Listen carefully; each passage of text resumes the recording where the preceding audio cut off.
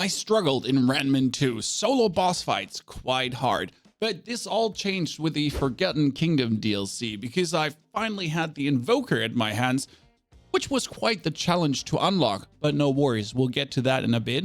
This is me, right now in the back with the Invoker, and I was fighting these two bosses who gravity pull you in the whole time and trying to run away, under-equipped, everything, brand new character. Well, my Lightning Storm, that's literally the first ability the Invoker has, just strikes down and obliterates these bosses while I'm running for my life. This turned Remnant 2 from a struggle to quite the fun. And the good thing about the Invoker is you can straight up unlock him as a brand new player to then actually beat the campaign with the Invoker. Let's assume you're new to Remnant 2 and you haven't even created a character and want to join the DLC and then get the Invoker straight away. For that, you press the plus, create a new character, skip the tutorial.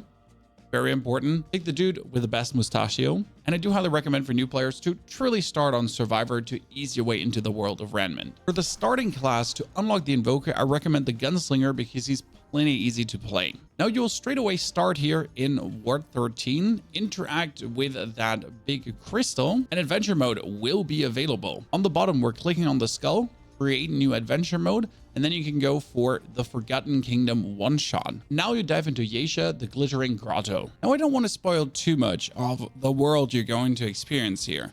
Your first checkpoint is trying the dungeon called the Deserted Atelier and then play through it. Because at the end, you'll always end at the next location. Keep in mind, we're looking for the Deserted Atelier first, not the Bloodless Throne, not the Nameless Nest, or whatever is behind door number 3. After you beat the boss in the Atelier, make your way outside. And that's where the truly tricky part begins. Since you'll be having to sink into sand, you'll be having to kind of go AFK to play the game. It's a very intriguing hidden thing and quite crazy.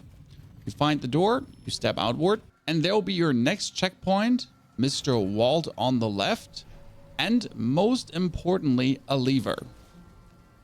This one you do pull, and it puts down the staircase from the beginning, where we were up here, I think all the way up here actually, and it puts the staircase down, and opens the door to your left.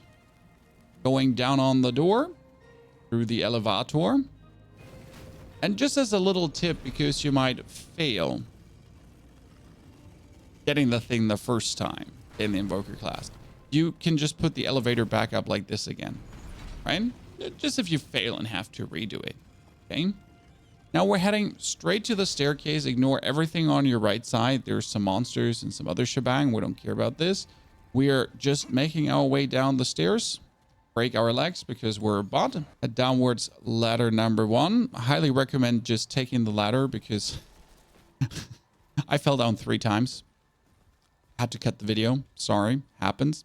So make your way down, set ladders. That's the 3rd one. And then turn to the right and you're looking for the tiny door in the wall. Make your way through the corridors to the right. And now here is where you're going to die. These things, they kill you. You move, and then you move all the way forward. Because it kind of gives you a nice and cheesy way to move through the arrows. I tried it different, but the perspective kind of screwed me up and killed me. We arrive at the end and we walk to those sands there. Important is that there is the Invoker armor if you want to have the Invoker armor on a different class. And now what you're going to do is you're going to put yourself, and it doesn't matter if it's Sandhill number 1 or Sandhill number 2, you're going to put yourself in there. And you do actually notice how your character reacts to it in the beginning. He's kind of like sand is falling down on him, right? If you do actually twist the perspective and look at your character, he's slowly going to sink deeper and deeper. Now, this is going to take 2 to 3 minutes. So at the beginning, you're like, am I actually sinking? Is this doing something? No worries. It's going to take a few minutes. You're going to sink in, and then you'll end up in another room. And the evil thing is, before you're about to sink in, they'll make you feel like you actually died. You don't actually die, though. You go into the deeper room. And the good thing now is you'll pick up your little item from the altar in front of you that is lying straight here. And then you can leave and make your way to Ward 13. Because in Ward 13, you simply have to talk to Wallace, hand him over the item you found, and straight up unlock the Invoker class. And then instead of essentially keeping to play this now with your main character, you go back to the menu and you can either play the Forgotten Kingdom DLC completely through, or you're going to start as a normal survivor and we can straight up begin as an Invoker and play the normal campaign as an Invoker, if this is the archetype you're looking to. And the best thing about the Invoker truly is his abilities. He has this cool tidal lightning that he pushes forward and then just strikes down. And you saw in the intro, he just literally wipes out bosses. I have to say that compared to some of the other classes, Invoker truly felt like an easy mode. And he's even good at healing your teammates. And later he can make an army of Dust Devils to overwhelm your opponents. Quite the fun class with a very cool crossbow. Now to give you a feeling for how the Invoker actually plays, here's a little boss fight for you, where especially the crossbow shines. Beast.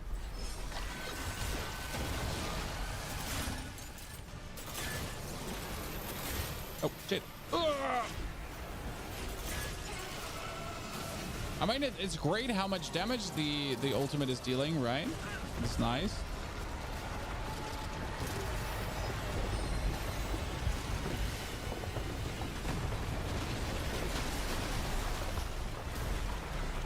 It's working.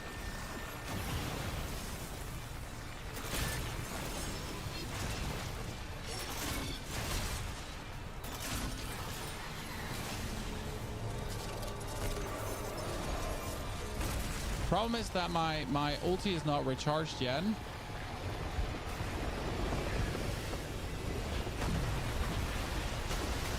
Fine.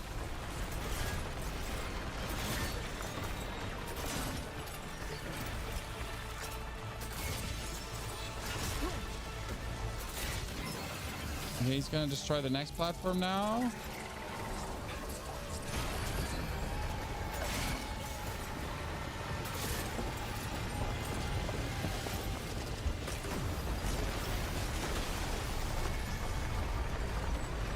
Oh, I didn't mean to do that.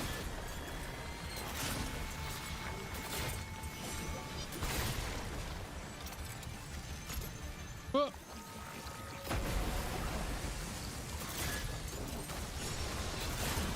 Done. If you want to see the whole thing live, how we unlock the Invoker and the first 2 hours of the Invoker gameplay, here's the live stream that might help you decide if Invoker is the archetype for you. Enjoy.